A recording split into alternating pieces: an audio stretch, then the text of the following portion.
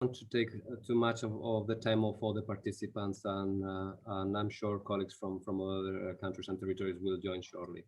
Um, Let me just take the opportunity to say hi, good morning to also PS Pilgrim from Antigua and Barbuda. Good Very morning nice to you. to Good see morning you. to everyone. Thank So you. happy to see you.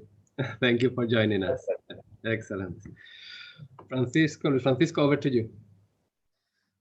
Okay, very well. Good morning to everyone, distinguished guests, government representatives, and colleagues participating from the countries and territories of the Eastern Caribbean and abroad. My name is Francisco Tais, and I will be your host for this morning's virtual presentation of the COVID-19 policy reports for recovery in the Eastern Caribbean, analysis, scenarios, and considerations for opening to tourism. Today's meeting provides us with a safe space to dialogue and share valuable lessons on country experiences to mitigate the COVID pandemic and reopen the economy with focus on the tourism sector. The format of the presentation will consist of introductory remarks by Mr. Hugo Blanco, Deputy Resident Representative for UNDP Barbados and the Eastern Caribbean, followed by a presentation of Mr. Carlos Chacur, IS Global Medical Researcher and Public Health Specialist, who will also be joined by Gonzalo Fanjul, IS Global Policy Director, and Mrs. Oriana Ramirez, IS Global Health Expert. We will then proceed to open the floor for comments, where we will be honored and delighted to count with brief commentaries from two very distinguished guests and very close friends to UNDP, Ambassador Francine Barone, who's the CEO of the Dominica Climate Resilience and Execution Agency and a former Minister of Foreign and Caribbean Affairs of the Government of Dominica, in addition to Mr. Benito Whitley, who is the Special Envoy of the Premier of the Government of the Virgin Islands. Then we will continue with a round of questions and answers which will be answered by colleagues at IS Global, and then we would move on to closing the meeting. So without any further delay, I will ask my colleague, Mr. Hugo Blanco, to please provide his opening remarks. Thank you very much. Over to you. Thank you very much, Luis Francisco. I will be very brief, as I believe the value of this session is the presentation of our team of experts and the dialogue with representatives from the governments of the Eastern Caribbean. But let me just say thank you to Ambassador Baron and P.S. Joseph for once again leading one of the key strategic conversations in the region. It will be a pleasure hearing and learning from the experience in Dominica, a country that has managed to put in place very effective measures to control the virus. Let me also acknowledge the participation of Mr. Benito Whitley, who just connected, a special envoy of the Premier of the British Virgin Islands for the UN and the Americas. You know the BVI has been a pioneer actor in terms of proactive measures and policy making in the region. So the knowledge Mr. Whitley will be sharing is going to be very valuable. Thank you very much, Benito, for being with us today. And thank you to all the representatives of the government, Mr. Pilgrim, and representative from the territories and the countries of the region. I trust that the next 53 minutes will be a good use of your time. That the COVID-19 pandemic has triggered a socioeconomic crisis is not a secret. We all know that often this is having political implications is obvious now. I mean, the erosion of managing this crisis is clear in many countries all over the world. But how deep and for how long? These are some of the questions that many experts are debating these days. But what to do right here, right now, is perhaps even a more pressing issue for the decision makers that are often seeing themselves between a rock and a hard place, I think we say in English, right? And given the existing fiscal space, with less revenue going towards national budgets, and the social programs and incentive packages skyrocketing national expenses, how to do it, what we want to do, and how can we do it realistically. This is something that, from the terms of policy and recovery, is a key issue. For the UN family, it's our duty and our responsibility to assist the governments and communities we serve in the best way we can. And while PAHO and WHO has been leading the health response, UNDP, we've been appointed by the UN Secretary General as the technical lead for recovery. Therefore, our role in this context. Since last year, we've been working with the governments in the region in 3 different areas: assessing and addressing the socioeconomic impacts of COVID-19 with data, with reports, and with policy support. Managing the crisis, trying to implement catalytic projects to reopen the economy, to support MSMEs and private sector, and strengthen resilient health systems with procuring health equipment. Last year we went crazy trying to procure ventilators, PPEs, masks, gels, etc. But also e-learning material for many countries, laptop, tablets, even for you, you know. So this event today will serve to close the policy support provided in 2020, for which we, UNDP, we had the pleasure to partner with IS Global, the Global Health Institute that is assessing many governments in Europe, but in other parts of the world as well, to address the pandemic. I was just the other day watching the news, and I was very pleased to see IS Global experts providing their views in the news in Europe. I trust the presentation by Carlos and the team of IS Global will certainly provide you, governments and partners, with additional information that can serve the countries in the Eastern Caribbean. For UNDP, this is critical, that our support is translated into concrete actions that improve the lives of the Caribbean people, particularly the most vulnerable. Because we are already seeing that this pandemic is increasing the gap between the rich and the poor, pushing many families back into poverty and erasing the progress achieved in the last decade to achieve the SDGs, the 2030 agenda. We are committed to do more, better, and faster. I really look forward to the conversation later today, and thank you very, very much for joining us. Over to you, Luis Francisco.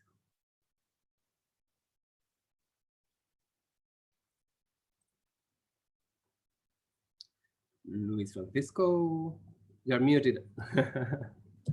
Thank you very much. Thank you, Hugo.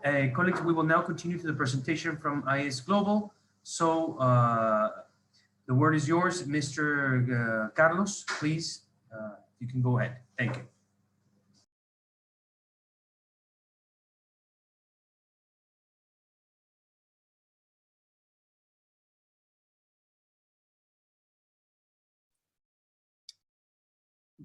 We can see Carlos, but we cannot hear, at least from my end.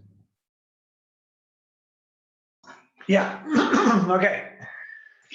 So thank you for the opportunity to present the work we've done together. I've timed myself actually, and it takes about 25 minutes. I think that should be enough to leave some time for questions at the end. So what we're gonna do is talk about the context in which the report we made last year was written. What was the situation from October to December 2020, which is when this was produced? What's the situation now? Because this pandemic has made us live up to the minute, and it changes so fast. So I think it warrants an update on what the situation is now around the world, but particularly looking at the Caribbean. The scenarios we analyzed, and it was island nations then and now, and how this was put into the report, and then how we defined this response levels and how we use the UN or the WHO matrix to classify the situations in countries based on the pandemic or the transmission dynamics and the health system, and then the measures proposed for each of these response levels. And then we close with a look at the proposal we made specific for the tourism in the British Virgin Islands, and finally a look at potential future scenarios and stuff that are not covered in the report. So this was produced at the request of UNDP in December 2020, and we had very specific questions from countries. Could we open for tourism? When is it safe to allow our personnel or our citizens back from abroad? Could we allow, there were such specific questions such as, how about cruise ships? What do we do with cruise ship personnel?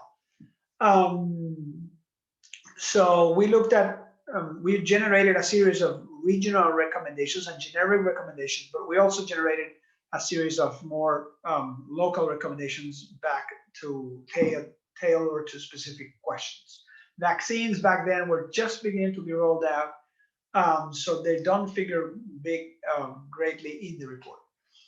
So what was the situation? Well, by mid-December 2020, the nation with the highest numbers of cases in a single day in the Caribbean was St. Lucia, and it had 8 cases in a single day, so very little transmission. Barbados was the country with the highest cumulative cases, and getting up to 266. So both very small numbers. And you can see that here, that transmission in the region in this scale was pretty much flat, never reaching 100 per million in any day. What's happened since December to today? Well, the Q1 of 2021 has seen a lot of change.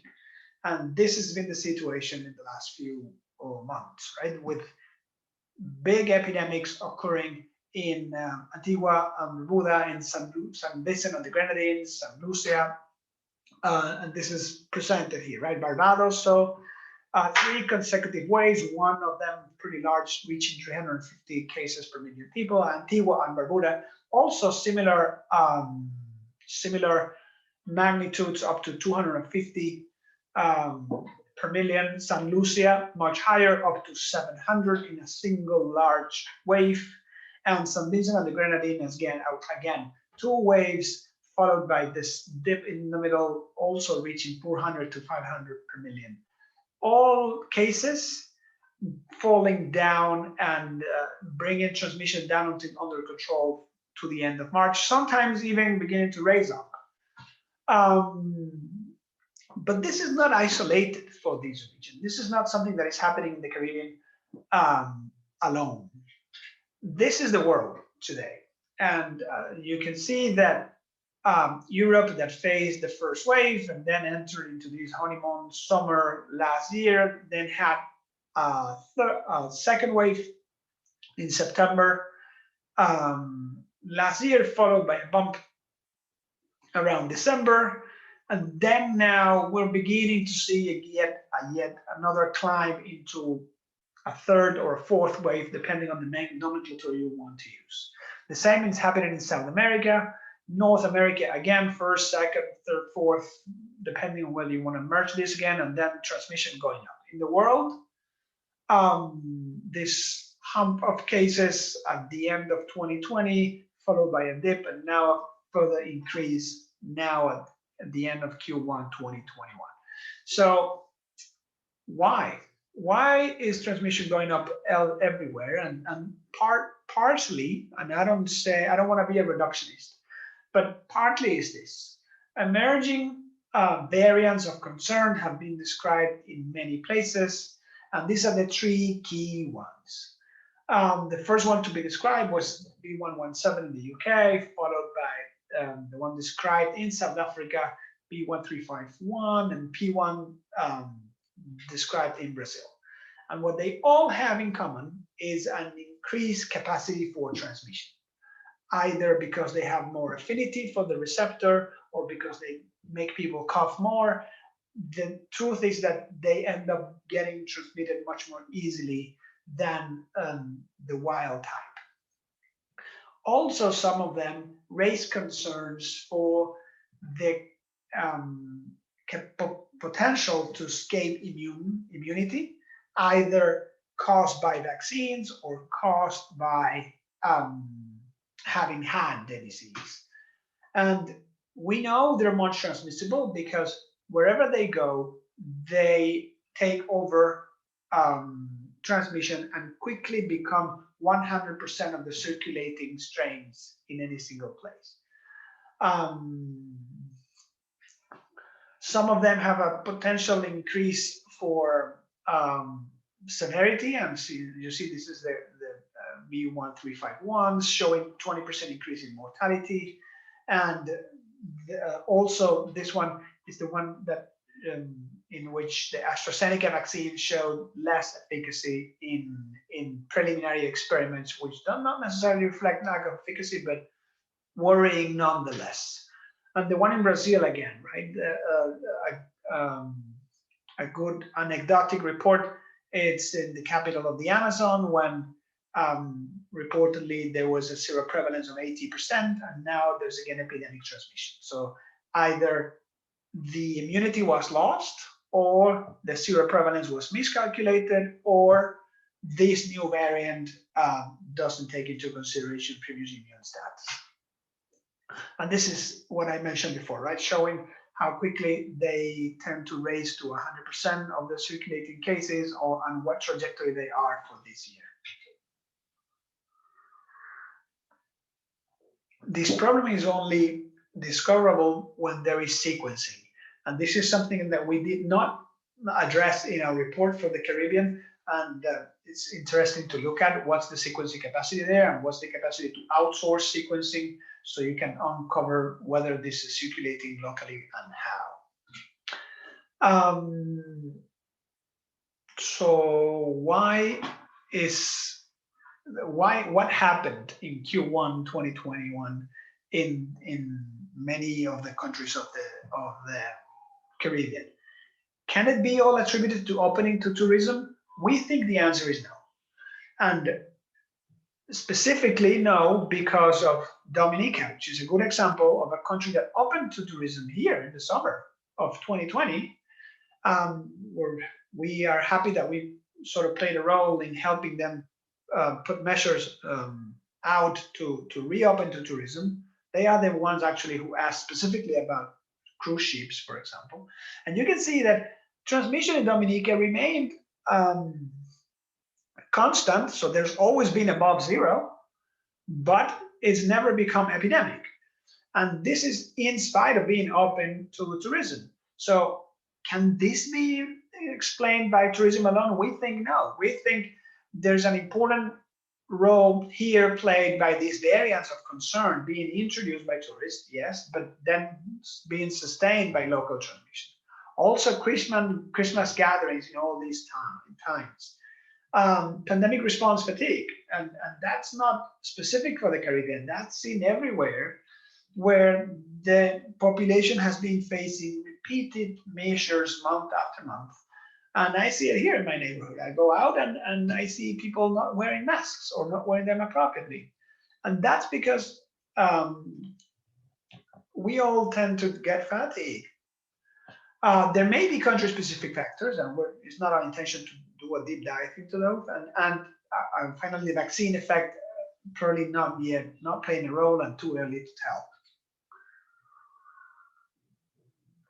How is the world doing with vaccines? Well, more or less 2% of the population have gotten vaccinated in the world, but most of those are in developed nations. And you can see Israel has gone over 100%, because this is all worldly data. They only count the first dose, so this represents people covered with 2 doses already in Israel, more than 100%. The UK, 50%, US around 40, 42, France, Canada, Spain, Germany, all around here, 15, 20. So slow progress, but progress nonetheless. And the Caribbean is not behind. Even though many countries were waiting to see about COVAX and were delaying vaccination until February or March, sorry, many of them took on their own. Some of the English-speaking countries drew from AstraZeneca, and some procured on their own. And you can see Anguilla, for example, reaching 35% by 2 weeks ago. And other countries following closely, Antigua, Barbuda, 20, 25%, and many beginning to take off, actually at a good rate, most of them. None of these curves are flat. So there's local progress. All right, so what scenarios did we consider in island countries when we produced this report in December 2020? Well, we looked at what was happening around the world, and we tried to see different approaches and how they were working. So we looked at New Zealand, Dominica, French Polynesia, and Iceland. All of them islands, all of them heavily reliant on tourism. But also all of them with drastically different approaches, which has led to drastically different results. New Zealand had a sustained zero scenario. That meant the peak incidence was never above 15 cases per million people, and they managed to sustain 0 or almost 0 cases for as long as possible. This strategy is zero COVID. It's very strong measures put in place early on with severe restrictions in the borders, and the costs from a societal perspective and from a tourist perspective are very high at the beginning. But then from a society perspective, they're relaxed afterwards, because once zero COVID is achieved, if borders remain closed, then life can resume normally within the borders. Economic impact in the long term is difficult to tell for a country that relies so much on tourism, right? Another approach, Dominica, contained basal transmission. This looks like huge peaks, but actually this axis is quite small and never reaching more than 37. That's not far beyond twice as New Zealand, which is more or less 0. So the strategy put in place was border screening, contact tracing, and community testing. That put some impact at tourism level, but resulted in transmission higher than 0, but also no epidemics. So low impact factor, some impact on tourism that we name partial, and some partial impact on livelihoods depending on tourism, but tourism was resumed. French Polynesia, radically different approach. By late summer 2020, French Polynesia reopened fully to tourism with barely any restrictions, and that led to a major epidemic reaching 1,600 per million people. That caused up to 770 deaths per million, with collapse of the health system, with further economic loss, because tourism also declines when there is an epidemic. So even if the intention was to protect the economic, actually it led to causing more economic damage. And even today, French Polynesia has cumulative 13,000 cases, and the borders remain closed or have been recently closed. Iceland, also very different pattern, also island and also very reliant on tourism. An alternating pattern. Relaxed measures, very similar to French Polynesia, and then a peak in importation and cases and transmission, so very strong non-pharmacological measures put in place, transmission reduces, and then this honeymoon period, again some relaxation, again importation, and then go back again with hard measures.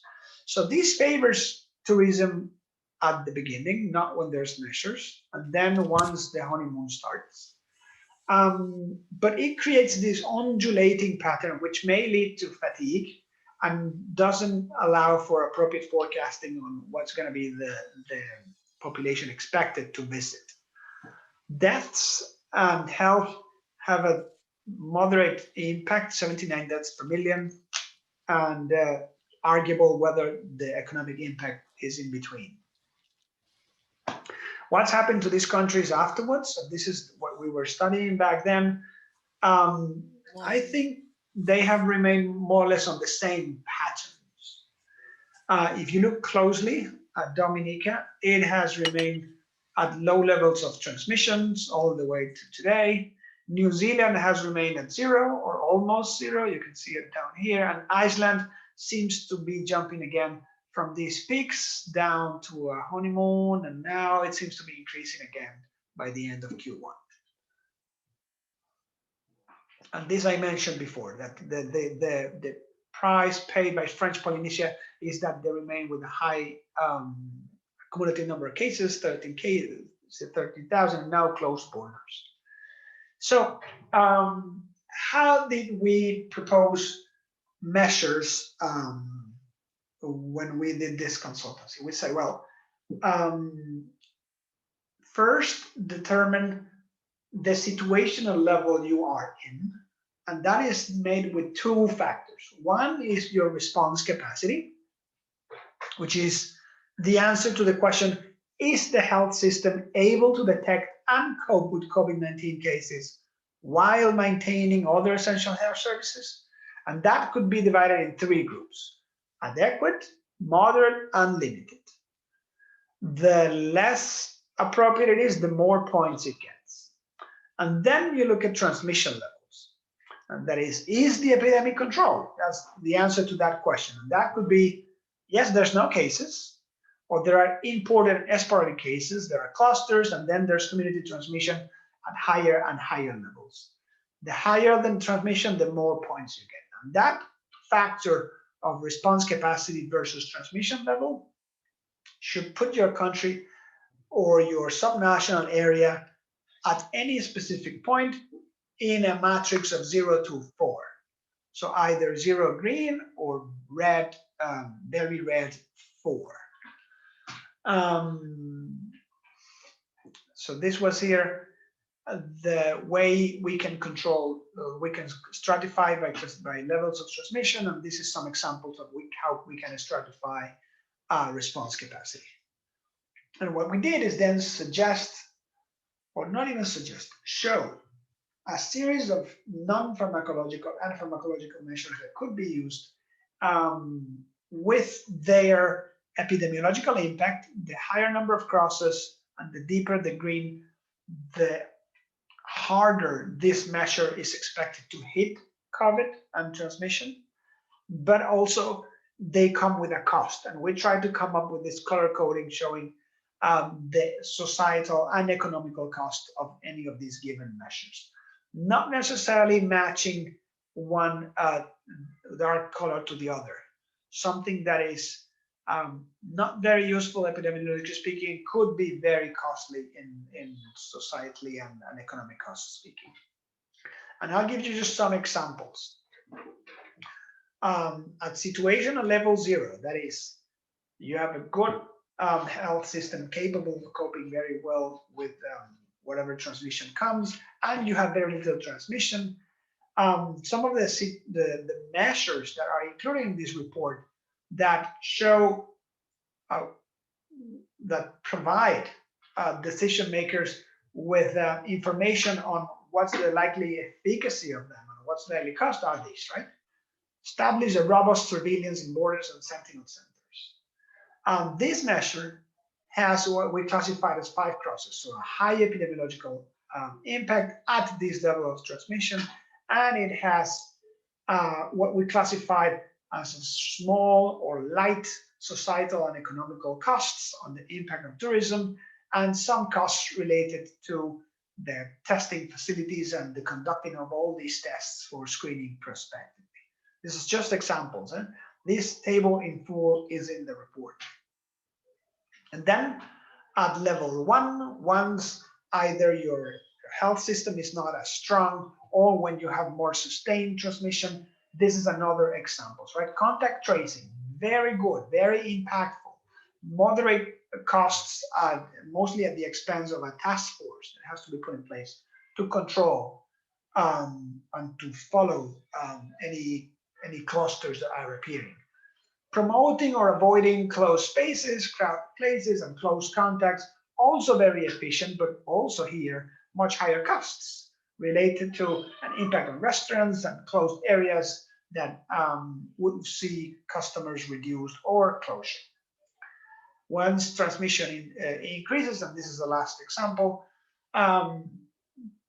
you can see that the closure of indoor hostelry and keeping the terrace open allows for some of these areas to breathe economically, but at the cost of the impact of this intervention not being so strong anymore, downgraded to 3 crosses only, with some potential societal impact. And also, we may emphasize that none of these measures are supposed to be used singly. All of them have gaps and holes, and none of them will suffice on their own. This is a menu, if we may, but they need to be implemented with a series of others, because we need to recognize that none of them are perfect, and transmission goes through even several layers of them. It is only when there are safety nets of additional measures that may never be needed that are present when we achieve good control of the transmission. Also recognizing that some of these measures, they may damage by misinformation or miscompliance or reduced applicability in some settings, that even when they should be complete, they get corroded or eroded. Vaccines, we mentioned them in the report, but we were not in a position to comment about rollout back then. It is clear that no one is safe until everyone is safe, and this specific region may face problem with access and prioritization. And the big question is whether the coverage achieved so far will remain effective if variants of concern start circulating at a higher rate in the level, particularly those that have shown a potential to escape immunity. We also included a small section on things that do not exist yet, and that is, for example,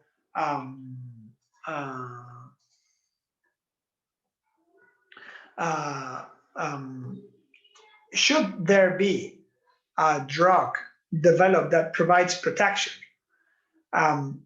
countries were instructed to consider this scenario and come up with potential eligible population lists and distribution channels, just in case such a tool becomes available at any point.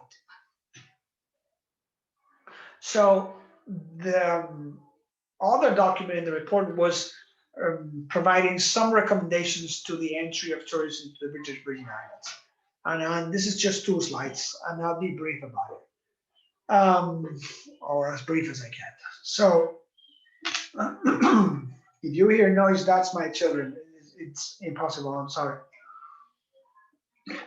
So counting on a proof of negative test being provided 72 hours prior to departure, we then set up a scheme for providing a negative antigen test upon arrival, a short quarantine of just 4 days, followed by a second test, and should it be negative, then people should be around to walk around. And we will explain why we generated this recommendation. This is based on the sensitivity and specificity of 2 different tests. PCR, which detects genetic material, is highly sensitive, but it takes hours to days and it requires a lab. So very high sensitivity and specificity. Cost is also higher. Antigen tests, they do not detect the virus so well, but they're ready in a few minutes and they can be done in point of care. The difference is explained well in this graph. You see, if somebody acquires viral load and this viral load starts increasing within a single person, it would only be detectable with PCR after some time of incubation when the viral load goes over the threshold of highly sensitive systems such as PCR. Then it will go over the threshold of analytics with lower sensitivity, like point of care, which also coincides with approximately the threshold when somebody becomes infectious. So from the moment a PCR is positive to the moment an antigen test becomes positive, there is potential infectiousness that is only captured, or there is potential PCR positivity, sorry, that can only be captured with a DNA or an RNA test. Then we enter this period of transmission, and then it goes down, first going below the threshold of the low analytic and of low sensitivity, and then below the threshold of the high sensitivity. Maybe in this graph is better, assuming that the latest somebody can infect it is at arrival, then we would have to wait about 4 or 5 days before that person is infectious. And that is represented by this block here. Should this person have a negative antigen test, then this buffer of 4 or 5 days would allow us to get as close as possible to the moment when the antigen test becomes positive. And here, if it is negative, then the person can roam around. I wouldn't say happily, but with some assurance that transmission is remain low. So that's it. To go back to official recommendations, just to remind you that the WHO recommendation is 10 days of isolation after symptom onset for symptomatic cases and 10 days for positive cases without symptoms. So future scenarios, taking into consideration the local pattern, the global pattern, the global vaccination. I didn't mention this before, but even if countries like the UK and the US have procured most of the vaccine of the world, this has an indirect positive effect in the Caribbean because most tourists will be coming from already vaccinated areas. So even if the local population is not receiving a vaccine, which I think is not appropriate, there is a positive result of vaccines being rolled out in areas where tourists originate. Although it is not clear yet whether vaccines have any role in reducing transmission. So further waves, possibly, and it looks as if we're entering another one, the fourth one in Europe, and we will continue to experience them until everyone or 70% of the population has achieved immunity, either from vaccine or from natural infection. And if this immunity is long-lasting, if we're faced with subsequent waves of non-matching antigens and emerging variants that escape immunity, then this could become an endemic virus. The impact of vaccination is still needed to be evaluated at global and local level. The impact of variants, I think we have grounds to believe that some of the epidemics in the Q1 have an important relationship with these new variants being imported into the Caribbean. Immunity passports, that's something of high importance to be considered, particularly for countries that rely heavily on tourism. That's also that was not discussed in our report, but it's worth noting, and also this H.G. Wells quote, right? That evolution is nature's inexorable imperative. So the virus evolves and escapes, but so do we, and we are smarter, so we will prevail. Thank you, and I'll stop here. Thank you very, very much. It was a fantastic presentation, Carlos.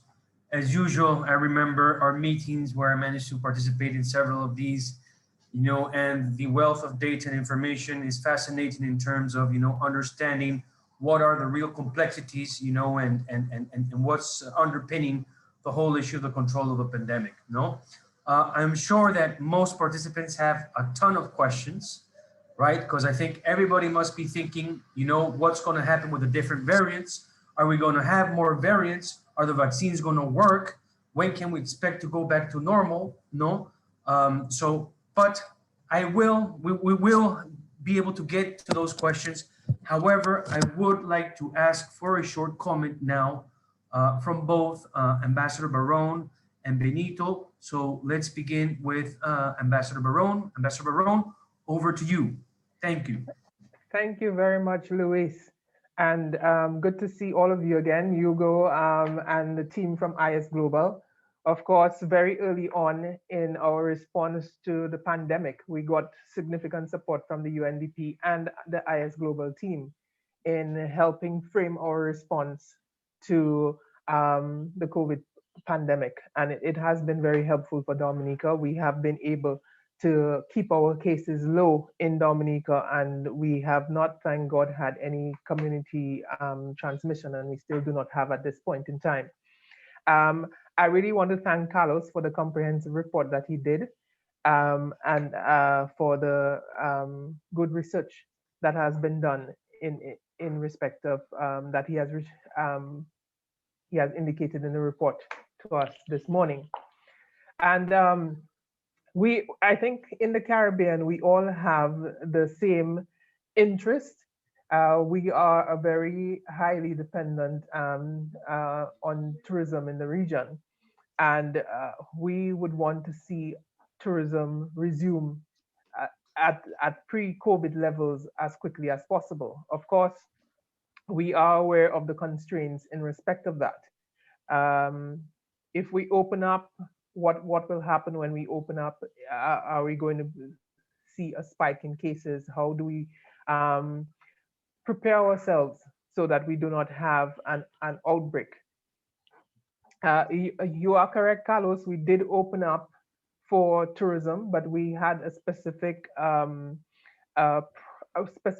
protocols in place that required persons to have a PCR within 72 hours, as had been recommended to us, and persons to remain in particular facilities for a period of 7 days and to be tested on the fifth day. That situation has, or those arrangements have worked out for Dominica. We have persons that we have who are positive now have either come in um, with the virus and tested positive at the airport, or they have been identified during that 7 day period in isolation. So this system has worked for us. We have been interested in finding out how best to deal with persons coming in through the cruise ships, because of course you're looking at a lot more people coming in at a particular period in time. So we were interested in getting some advice on how to deal with the cruise ship passengers. It is my understanding, however, that the cruise ships are planning to have all of their staff and passengers vaccinated before they come onto the ship. And so we're looking at passengers who may be coming in from the cruise ships who would be vaccinated. And the question is, how do you treat effectively with those persons? As Carlos has indicated, it is not clear whether vaccines play any role in reducing transmission. And so you may have visitors and persons returning to your country who have been vaccinated, who perhaps feel that, okay, I have been vaccinated, therefore I should not have to comply with the protocols, the normal protocols. But persons who are vaccinated may very well transmit the disease to others who are not vaccinated. So it would be interesting to find out whether Carlos or any of the other members of IS Global might have any suggestions as to how best to deal with persons who have in fact been vaccinated. Um, and the question of immunity passports was raised. Of course, there is also concern when you've been vaccinated, how long does it grant you immunity for? It would be interesting to find out whether there are any thoughts in that regard. Dominica, fortunately, has had access to vaccines. We have two vaccines in circulation at the moment: the Oxford AstraZeneca and the Chinese vaccine with Sinopharm, I believe. And we are not restricting any group from being able to access vaccines. Of course, those vaccines are not recommended for persons under the age of 18, but anybody else who is interested in being vaccinated has the opportunity to obtain the vaccine. What we have found, though, is that there is a hesitancy in some members of the population to actually be vaccinated, and I think that's creating a bit of a challenge for us, because you can't force people to be vaccinated, but there is so much that's circulating on social media in respect of the vaccines that there's a natural reluctance of some people to take the vaccines. We do have persons who have taken it that have had some adverse effects, but it has not been significant. So if there is any advice that could be shared in terms of how we can increase the uptake of the vaccine from our population, we would be very happy to be advised of that. So I think those are my few comments. I know there are many others who may want to share their comments and have questions for the team. So I just want to thank both UNDP and IS Global for continuing to provide support to the region in respect of your expertise on this subject. We're very grateful for that support and look forward for your continued advice and support to us. Thank you.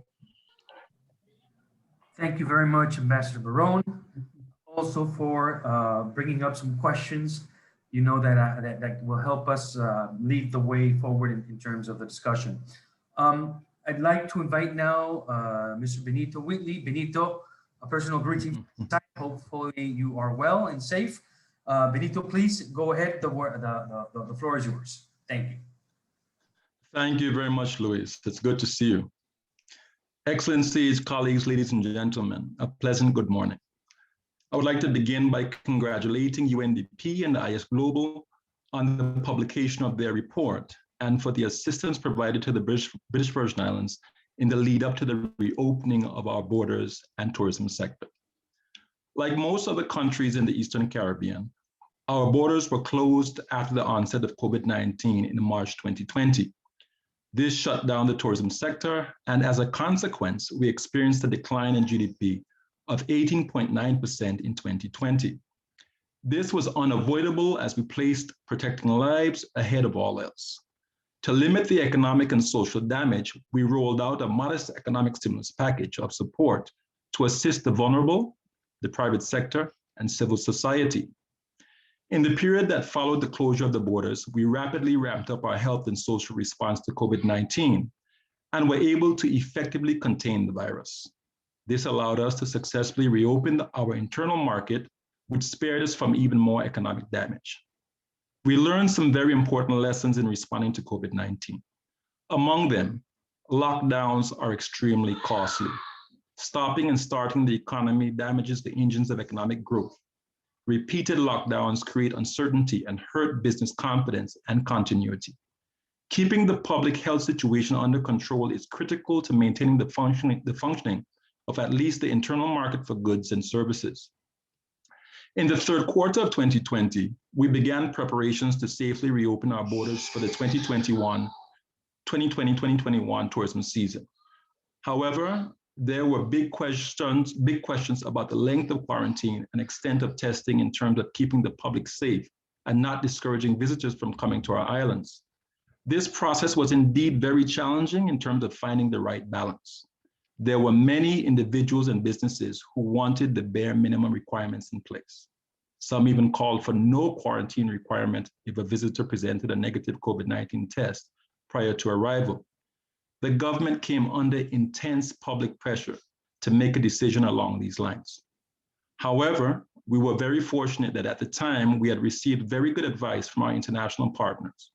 I would like to highlight the support provided by UNDP in particular, who facilitated the British Virgin Islands engagement with IS Global. Their analysis and recommendations on safely reopening the borders formed part of the authoritative advice that informed government's decision-making and confirmed that the local approach under consideration struck the right balance. On 1st December 2020, we reopened the borders and tourism sector under robust health and entry protocols, including a testing regime of 3 tests and a quarantine period. These included a test before arrival, a test upon arrival, and a test after quarantine of 4 days. A final test is required before departure from the islands. Tourists are tracked using electronic bracelets, and the airport is the sole entry and exit point at the moment. This system has proven incredibly successful in netting and isolating cases of COVID-19 before infection can spread to the local community. On the back of reopening the borders to tourist traffic, the recovery of the tourism sector is underway, albeit very slowly. We are taking additional steps toward the full reopening of the economy by vaccinating the population to reduce the risk of infection to the local population.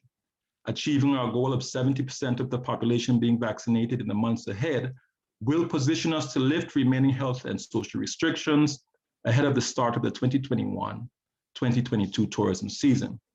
We are currently at 25% of the total population in terms of vaccinations. Based on these plans, we forecast that we will see a modest recovery of the tourism sector in the tourism season ahead. The economy more generally is on course for growth of 3% in 2021, which should rise in 2022 as tourist numbers climb. Our seaports will also open to traffic next month, but under the existing entry and health protocols. Cruise ships will also return in June. While we are very optimistic about our economic prospects, I would just like to remind colleagues that we are very conscious that hurricane season begins in 2 months. We consider the biggest threat to our economic recovery from the pandemic the potential disruptions from hurricanes, storms, excess rain, and flooding. We do not want the risks posed by climate change to be lost in our dialogue about the pandemic. We must tackle both risks at the same time.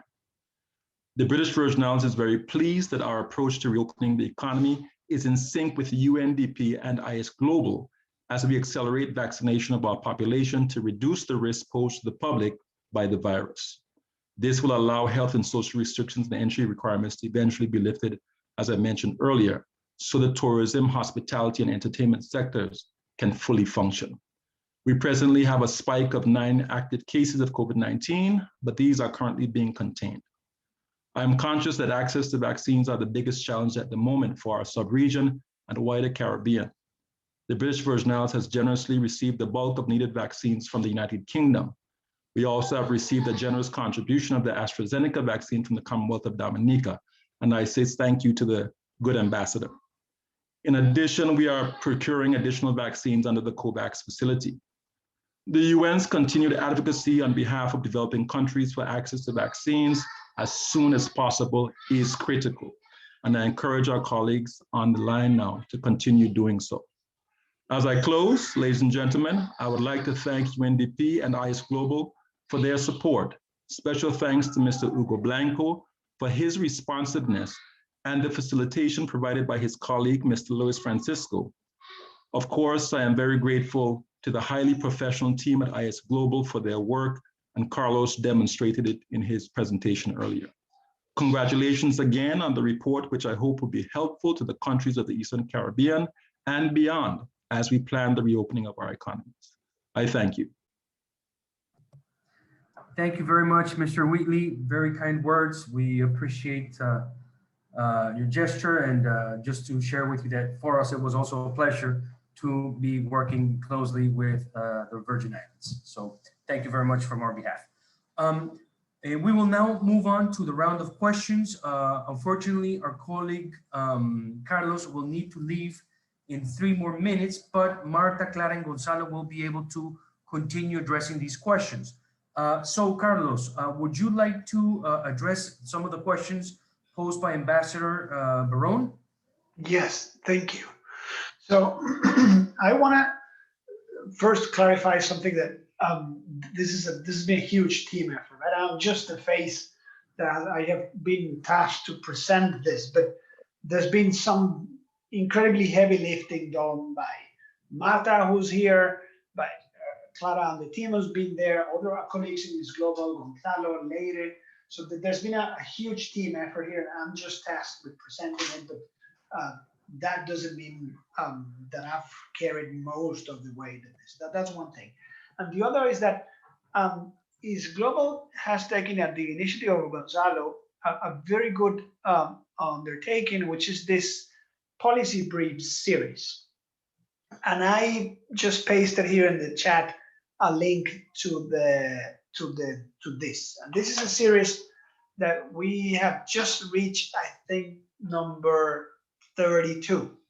And this is a number of brief documents that are created by a specific expert on the topic to deal with short, concrete answers on something. There's one on vaccines and immunity passports, as the Ambassador Barone was asking. There's another one about rolling out vaccines, and there's one on misinformation, which has to do with ensuring better buy-up at population level. For those that know my work with ivermectin and all the noise is made in Latin America, I just wrote one about that. And so 32 provides a round number to work on many different topics. And if you have very specific questions, I would encourage you to yank Gonzalo to write a specific, to have East Global generate a specific policy brief for this topic that you find important. And that's it. Big shout out to Marta and to Julia, who didn't join us today, and to the rest of the English Global team. Thank you very much, Carlos. So I imagine we will be posing questions to Gonzalo, Marta, and Clara. Just to share, Marta and Clara, Gonzalo, Ambassador Barron had also asked, what was your take on how do we deal with persons who have already been vaccinated and don't want to follow through with protocols? And on the other hand, what type of advice can we get in terms of perhaps building a little more conscious in terms of the importance of getting vaccinated in islands in the Eastern Caribbean? So your take would be highly appreciative. Thank you, Carlos, as well for the presentation, and we'll see you soon. So I'll pass on the floor to either Marta, Clara, or Gonzalo. Thank you. Thank you. I can try to answer to the questions of Francine Baron. She was asking about the people that have been vaccinated and then believe that they must not follow the restrictive measures, the public health measures like the masks or washing their hands. So in fact, during the clinical trials that then approved the vaccines, it was tested whether these vaccines protected people from getting the disease, the COVID-19 disease, or dying from it. And we know that they are efficacious, effective and then efficacious for that. But it's true that we don't have so much data in whether people already vaccinated can transmit the virus. So it could be possible that people that have been vaccinated breathe the virus and then can spell it out again and transmit it to another person. So until we have this data for each of the vaccines, because it could be different from each of the brands of the vaccines, until we know that, people should be very careful with the measures, because it could be possible that the tourists come and none of them, if they are vaccinated, will get into the hospital.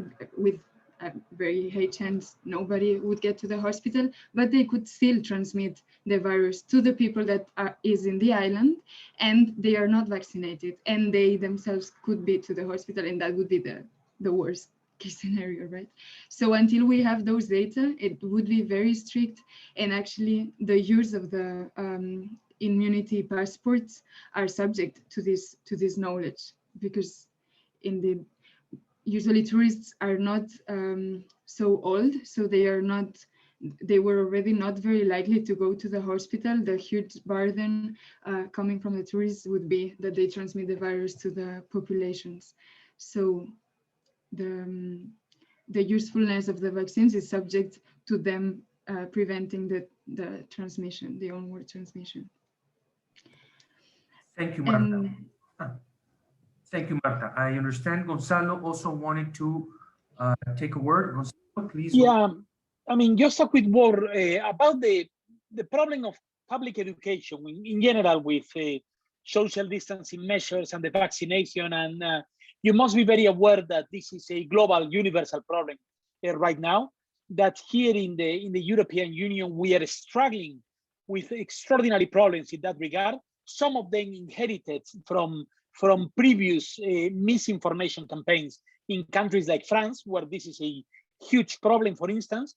Some of them related to I would say, I mean, the combination of bad luck and mistakes regarding certain vaccines, such as AstraZeneca, for instance, where we are still struggling. I was just looking at the news this afternoon in Canada. They are already, again, we are going back to the discussion about the blood clots in relation with AstraZeneca and everything. And we are struggling with that. What I can tell you is that in IS Global, we are doing a big effort of public education. We publish actually every Tuesday an update on scientific information related to COVID, and we would be very happy to share with you every week all the updates. You have a more technical version of it for your experts, and you have a more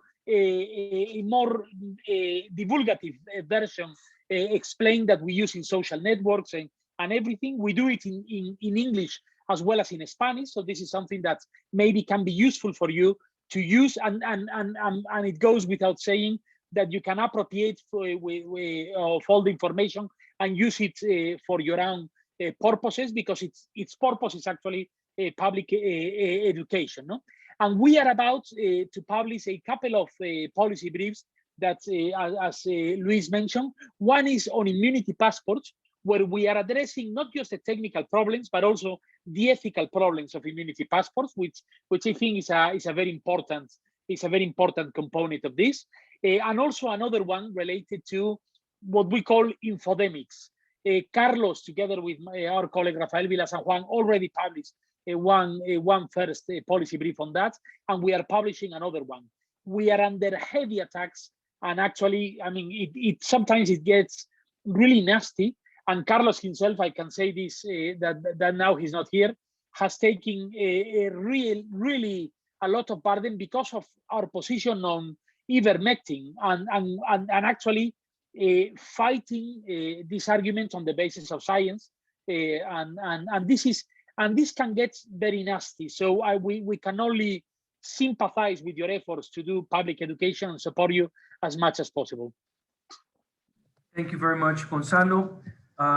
We are very close. I mean, we're already it's already 11:06, so we should be done. However, we have participants from St. Lucia, Antigua and Barbuda, St. Vincent and the Grenadines, Anguilla, Montserrat, St. Kitts and Nevis, Dominica and BVI. Just to, I mean, if you would have a quick question, please. I mean, this would be an opportunity. I'd get 3 or 4 questions so that we can have a response from them, and then we close. So please, if you do, raise your hand virtually, and we will take your, and please speak and share with us your question.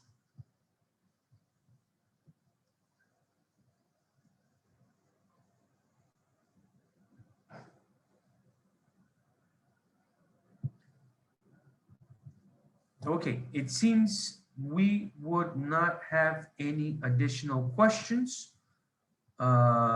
However, if you do, please send them to us, you know, and we will be able to perhaps share them and maybe. Luis, if I may.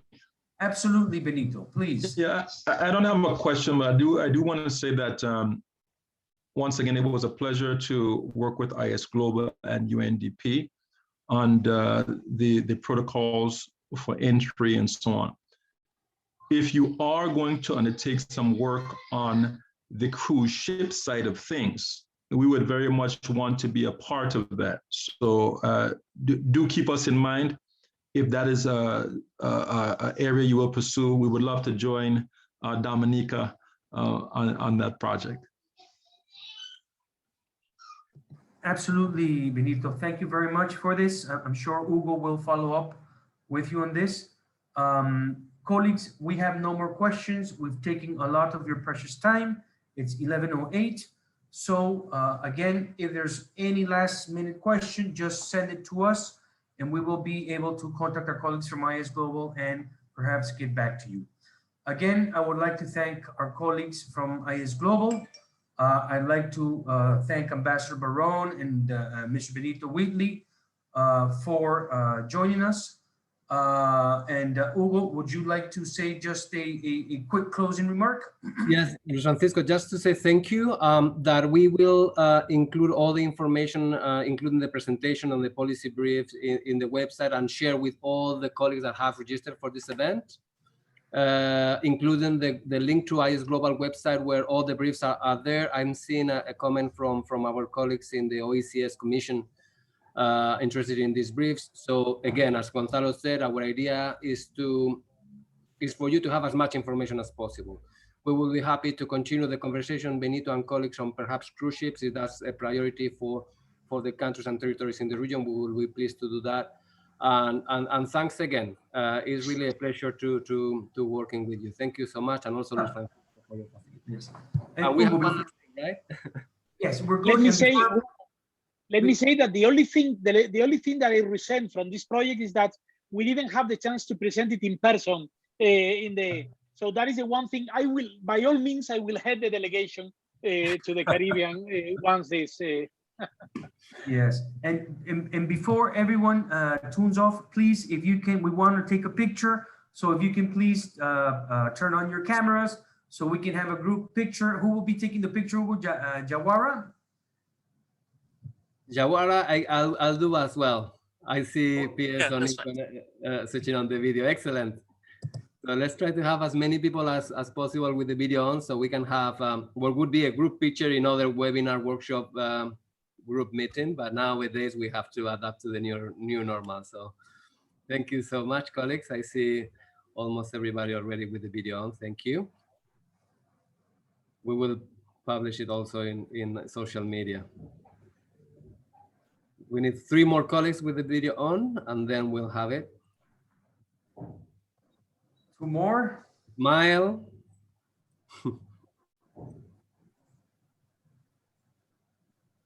Okay, I got one. Maybe I'm gonna get a second one. Okay, we are ready. 1, 2, 3. Thank you so much, colleagues. Thank you very much, colleagues. Enjoy your day. Goodbye, and thank you from us. Bye.